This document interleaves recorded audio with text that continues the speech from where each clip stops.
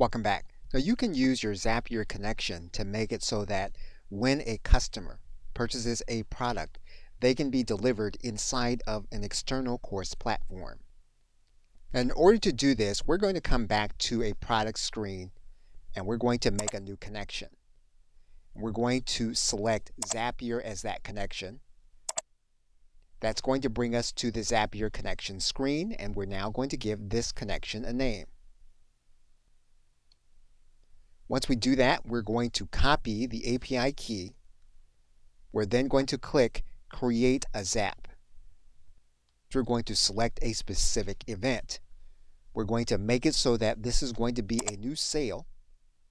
We're now going to click Continue. What we're now going to do is we're going to choose a specific account and we're going to connect a new account.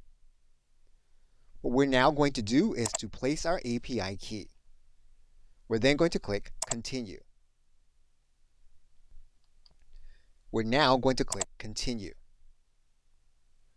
We're now going to start the process of looking for a specific product within our WarriorPlus account. Once you've continued and the product is loaded, you can test your trigger. What we're now going to do is we're going to connect a course platform. We're going to click the plus so that we can select the action. Now previously we've set up the course platform Thinkific to our Zapier account. And so what we're going to do is we're going to create an app event for Thinkific. And what's going to happen is that when there's a new sale in WarriorPlus, the individual is going to be sent to a specific product within Thinkific. So what we're going to do is we're going to choose the action event. We want to enroll a user when there is a sale in WarriorPlus. We then want to continue. What we then want to do is we want to select our Thinkific account, which is already set up for this process. Now going to choose the specific Thinkific product. And we're then going to map the rest of the data.